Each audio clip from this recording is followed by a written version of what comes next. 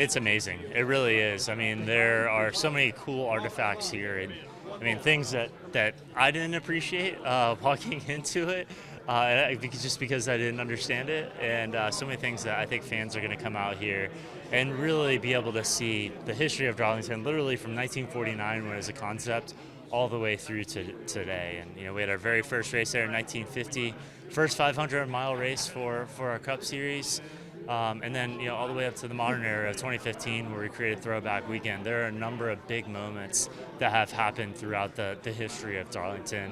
And it's neat to be able to have a group here, to be able to celebrate it. Obviously have the King and Mark that competed at Darlington, won a number of races at Darlington, but then also have some stories on display here for them too.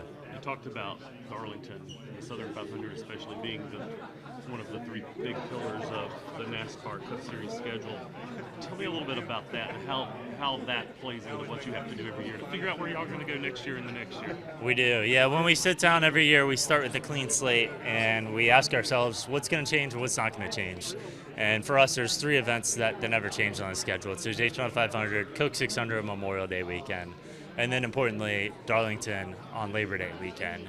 And those are the three events that we know every single year we're not going to touch. And even if you look at the past year or so, we've moved Darlington to the cutoff race on Labor Day weekend as the last race of the regular season before we went to our playoffs. And it was just naturally the way that the schedule fell. And then it's going back to Daytona this next year, and we'll kick off at Darlington. So it's a key pillar on our schedule. It always has been, and I'm sure it always will be. You talked about relating to Bowman Gray, how you need to maybe do some upgrades at Darlington. What kind of things would be on that agenda to make sure that it stays the same but it has some new flair? Yeah, for sure. We've made a number of improvements over the years, whether it be lighting or new seating for our fans. I'd say one of the areas that we're constantly thinking about is the infield experience.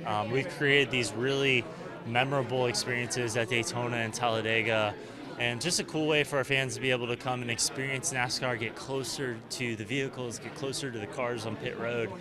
And it's something that we've talked about a lot is, are there opportunities for us to reconfigure that infield experience and then also include some more hospitality experiences as well. So we're always working on master plans on a lot of our tracks. Darlington is one of them, and something that we're keeping in the hopper for sure. Is there any kind of end date goal on that yet, to when it could be? No, not right now. Working on that. Obviously, a lot of things will phase in over a period of time. So we have plans over the next 2 or 3 or 4 years, and then 10 or 15 years down the line as well. And I can't not ask you a little bit more about the idea that the Clash could or could not, maybe could not or could or would come back to Bowman Gray next year. Where do you guys stand on that so far? We are we had a great event this spring. It was fantastic. The energy was electric there at the track. The fans turned out in droves. Partners turned out in droves. Fox, did a nice job being able to put it on. And we're still going through a lot of the data. I think things are trending in a really good direction. I think regardless, we want to continue to celebrate weekly racing and Saturday night racing like we're going to do from April to August every single year. And could there be a place for Bowman Gray on the Cup schedule? I think there could be. We just want to be very thoughtful about the timing of it, make sure it still keeps the same level of energy in a second year if we decide to go down that path, and still keep what Bowman Gray makes Bowman Gray special.